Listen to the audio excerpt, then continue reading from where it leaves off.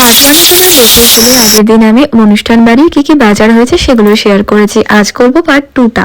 তারপরে কিন্তু আমি ভাত বসিয়ে দিয়েছিলাম, আর ভাত বসিয়ে ভাবছি আজকে লাঞ্চ মেনুতে করব পালং শাকের ঘন্ট অনেক দিন পর, আর পনির দিয়ে ডাল। রান্না করতে চলে গেছিলাম আর ছাদে চলে গেছিলাম তারপরে জল দিতে। গাছে তখনও ফুল ফোটেনি, আর সন্ধ্যাবেলায় এসে মোজাটা পরে নিলাম, দেখলাম মারা চলে এসেছে আর ভাই এখানে গেম খেলছিল। ও আমার জন্য এই আংটিটা ভালোবেসে বানিয়ে এনেছে নিজের হাতে। আর আমি কিন্তু খুব খাদ্য রসিক, তাই আমি খেয়ে নিলাম আগে, দেন রেডি হয়ে গেছিলাম। অ্যাকচুয়ালি আমি কিন্তু প্রচুর খাই, বাট ভিডিওতে আমি অতটা ক্লিপ নিতে পারি না। দেন এখানে দেখো এই মাছি দুটোই কিন্তু সব একা একা করছে, কারণ ওদের নাকি কেউ হেল্প করতে পারবে না, এটা নাকি ওদের নিয়ম।